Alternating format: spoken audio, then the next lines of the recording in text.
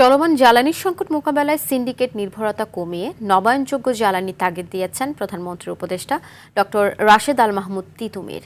ERF আয়োজিত সেমিনারে উপদেষ্টা নবায়নযোগ্য জ্বালানির প্রসারে পরনির্ভরতা কমিয়ে সামাজিক আন্দোলনের কথাও বলেন তিনি। এ বিষয়ে আরও জানাচ্ছেন তৌহিদুর রহমান।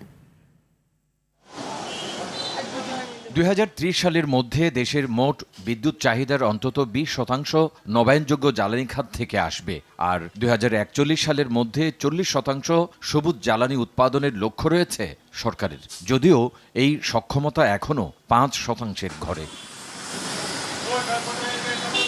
অন্যদিকে এলএনজি আমদানিতে বৈদেশিক মুদ্রা ব্যয় এবং গ্রিডের সীমাবদ্ধতার কারণে বিদ্যুতের চাহিদা মেটানো চ্যালেঞ্জ।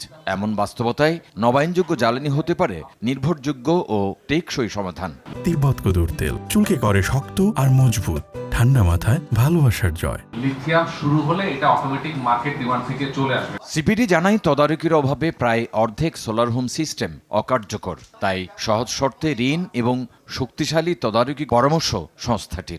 জ্বালানির এই সংকট কিন্তু সহসা যাবে না, এবং এই যে আমদানি করা জ্বালানি দিয়ে যে আমাদের শিল্প কারখানা চালানো, এটাও কিন্তু আগামী দিনে খুব ভায়াবল হবে না। সুতরাং আমাদেরকে দেশীয় উৎপাদনের জায়গাগুলো দেখা, দেশীয় গ্যাস উৎপাদন, নবায়নযোগ্য জ্বালানিকে ব্যবহার এবং রুফটপকে ব্যবহার, এই জায়গাগুলো কিন্তু আগামী দিনে আমাদের জন্য একটা বড় সুযোগ নিয়ে এসছে, যেখানে আমাদের দেখা দরকার। জ্বালানি সংকটের স্থায়ী সমাধানে সৌরবিদ্যুতের ব্যবহারকে সামাজিক আন্দোলনে পরিণত করা সহ প্রান্তিক পর্যায়ে নবায়নযোগ্য জ্বালানি বাড়ানোর তাগিদ প্রধানমন্ত্রীর এই উপদেষ্টার। সবার আসলে আন্দোলনের মূল উদ্দেশ্য হওয়া দরকার যে কিভাবে আমরা বাসযোগ্য পৃথিবী তৈরি করব এবং সেখানে আমরা নিশ্চিত করব যে নবায়নযোগ্য।